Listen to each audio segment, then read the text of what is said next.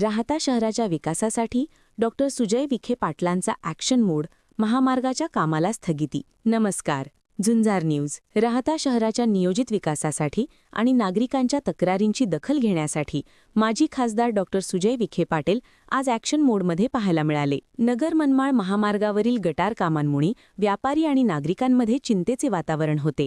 या कामाची गंभीर दखल घेत विखे पाटलांनी चालू कामाला तात्काळ स्थगिती दिली असून सुधारित आराखडा सादर करण्याचे निर्देश दिले आहेत.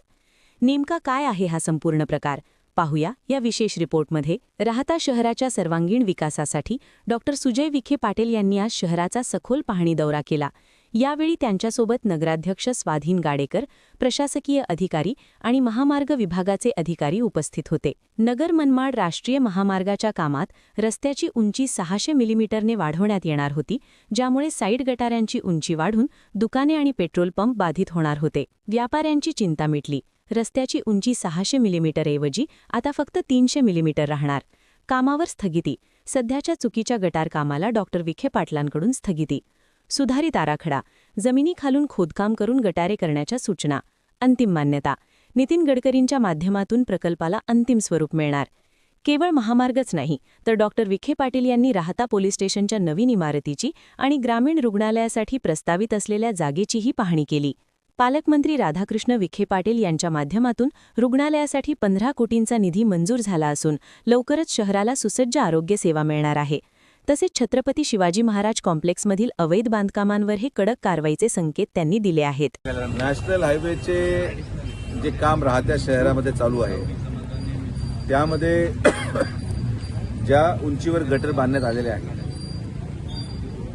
राहता शहरामधले सर्व व्यापारी, नगराध्यक्ष आणि सर्व नगरसेवकांची अशी मागणी होती की याची पाहणी केली गेली पाहिजे. माझ्या उपस्थितीमध्ये आज नॅशनल हायवेचे सगळे अधिकारी आपण बोलवलेले आहेत आणि वास्तविक पाहता रस्त्याच्या एक्झिस्टिंग लेवलपासून 600 mm रस्ता उंचवण्याचा मानस नॅशनल हायवेने घेतल्या कारणाने गटर उंचवली गेली होती. त्याला आपण आज राहता नगरपालिकेच्या वतीने ठराव देत आहोत की रस्त्याची उंची ही 300 mm पेक्षा जास्त वाढवली जाऊ नये आणि ही गटर जमिनीची लेवलपासून उंच घेण्यापेक्षा जमिनीच्या खालून एक्सकव्हेशन करून ती गटर जर आणली तर आपल्या राहत्याच्या पूर्ण नगर परिषदेच्या हद्दीमध्ये जेवढे व्यावसायिक आहेत रस्त्यात दोन्ही बाजूला यांचा व्यवसाय देखील अडथळा निर्माण होणार नाही. तर मला असं वाटतं की आता मी गटरीचं काम पूर्णपणे बंद करायला लावलेलं आहे. या लोकांना जेवढे अधिकारी आले होते त्या सगळ्यांना ड्रॉइंग रिवाईज करायला लावलेलं आहे आणि पालकमंत्री महोदयांचं पत्र त्यांना लागतं अशा प्रकारचे बदल करण्यासाठी, कारण की हा राष्ट्रीय प्रकल्प असल्यामुळे पालकमंत्री महोदयांचं पत्र देऊन ही पूर्ण ड्रॉइंग रिवाईज केली जाणार.